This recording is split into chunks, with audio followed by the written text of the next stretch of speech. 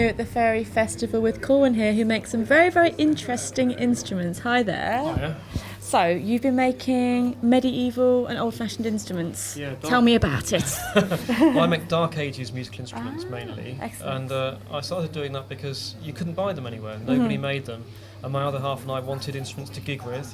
So we started making them for ourselves. And then people would say, where did you get that finished bowed lyre? And I'd say, oh, well, I made it myself. I'll make you one at a reasonable charge. Yeah, So it all started. hence it turned into a business. It wasn't intended to be a business, but now, yeah, we sell over the internet and send instruments out all over the world, and they get used in films and they get used in stage shows and all sorts of things. That's excellent. How did you get the pattern? How did you know how to do it? Well, you rely on published plans published by museums, and when people dig up musical instruments, eventually they publish academic papers with blueprints and things like that in. So the information is out there. It's often it's hard to find because academics are sometimes reluctant to talk to people that actually make things. But it's there's a group of people out there that make recreations of old musical instruments, and so we all know each other and we swap plans and swap information. Oh, brilliant. And so you were saying actually before that you and your other half make the instruments together. She makes the strings. I find the strings a bit too fiddly. Yes, girls work. Girls work. Especially on the yahikos, on these instruments, because the strings are made of horsehair. And there's 140 horsehairs. Wow. And these From one three- horse? on these three strings, I presume so. Oh my gosh, yeah. So, and they have to be counted out, so that you get the right number of hairs, you get the right thickness of the string. So, yeah, that's too fiddly for me. Yeah. Big power tools, that's my thing. Could we have a listen to this? What's it called again? This is called a yohiko, Yohiko. which is Finnish. It means stallion harp, because It is a stallion. because the stallion hair.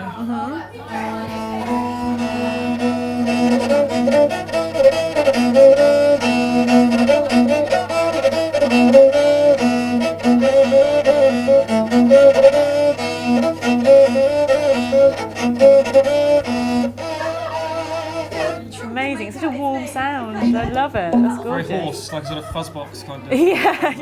Yeah. Oh, that's beautiful. And you play this live on stage? Yes, we gig with these instruments. The horsehair is terrible actually for performing on stage. So So unreliable. It goes out of tune all the time. So we sometimes make these with nylon fishing line strings. Okay. Which works. So the Lord of the Rings people doing the stage show, Lord of the Rings, bought some of these off me, and they wanted nylon on it, which is a Finnish idea, and it's quite good. It's much more stable when you. Yeah, I suppose playing on stage. Yeah, the lights and everything. As soon as you've got two horsehair strung instruments and you're trying to keep them in tune with each other, it's Nightmare. What else have you got? This is fun. What else Other have you got toys? here? Other toys to play with. I've got a nice horn. Oh, Do you like horns? I do like horns. Can you play the horn?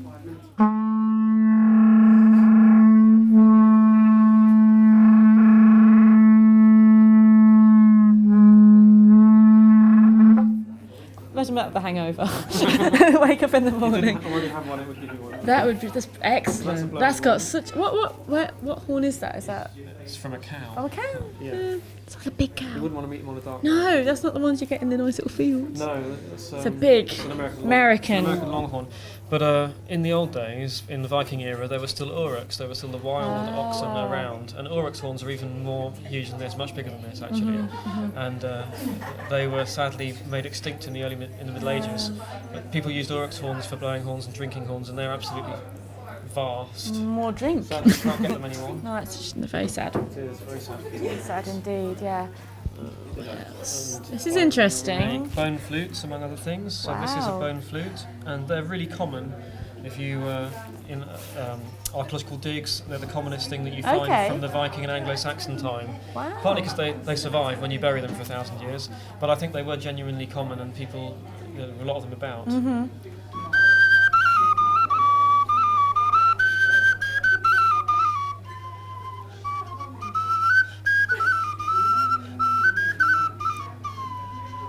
That's beautiful. That's a lovely, sweet sound. That's gorgeous. Bone's a great material. For Yeah, you wouldn't think it looks like rock and roll, but it comes out quite sweet. It's only a little thing. Yeah, it's going to be quite high pitched. Yeah.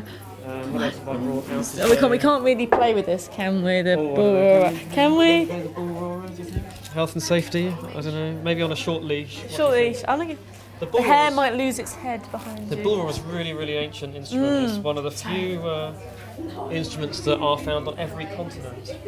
I'm going to put this in and stay out your way. It's hard to save distance. So for you in TV world, that's what it is. It's a bit of wood. It's going to disappear from your view when I start playing it.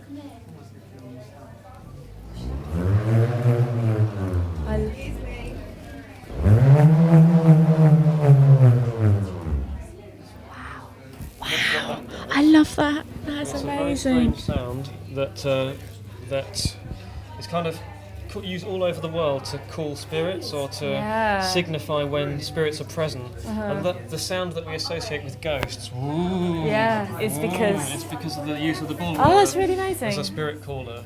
Oh, I love that's beautiful. So speech.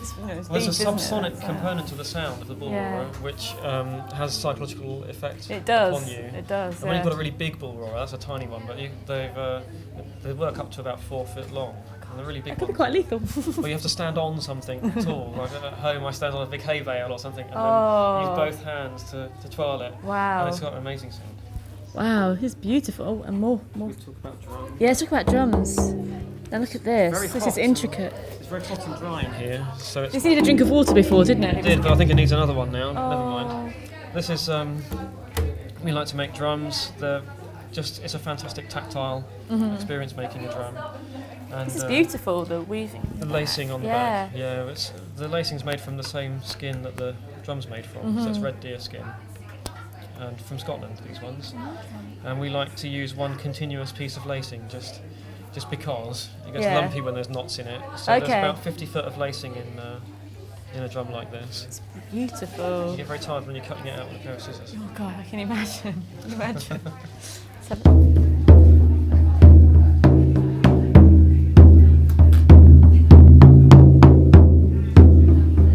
sounds like. Beautiful. And this is lovely that you. Yeah, we make the little beaters and things. It's gorgeous. Some of the things that we make, or the cantaloupe. I think this would suit you best. It's the most fairy style instrument, so I think. Okay. Okay. You can play guitar. Is this gonna? You hold the microphone. How do I do this? It goes on your lap, like that, and you pluck it with your fingers, and you can play any 2 strings as long as they're not right next to each other. Oh, the one that I just did. One off another's fine, but if you play 2, that sounds a bit nasty. But if you leave a gap of a string. Oh, I love this.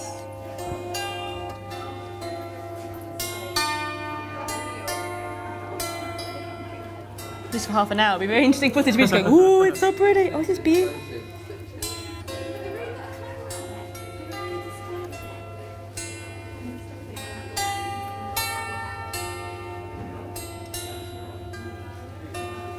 Even an untrained fairy can make music. It's beautiful.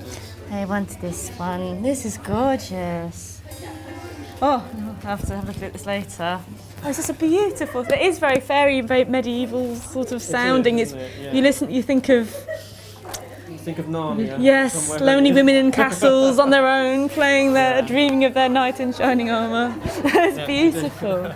So this is a full-time thing for you, isn't it? It is, yeah. I'm a full-time instrument maker, and my partner's a music teacher, but she's giving up her job sometime this year, later on, and she's going to be joining me making instruments full-time. Perfect, that's great. And she also makes runes, you said, as well? She makes all sorts of things, pendants and stuff like that. Excellent. And where can we get hold of these instruments from? Well, you can go to the interweb, and you can go to ancientmusic.co.uk. And that's our website. Perfect. And our music's on there, and our instruments, and what have you. Yeah, beautiful. It's lovely to talk to you and listen to the instruments. Nice to meet you too. And have a lovely weekend. Thank you. Yay!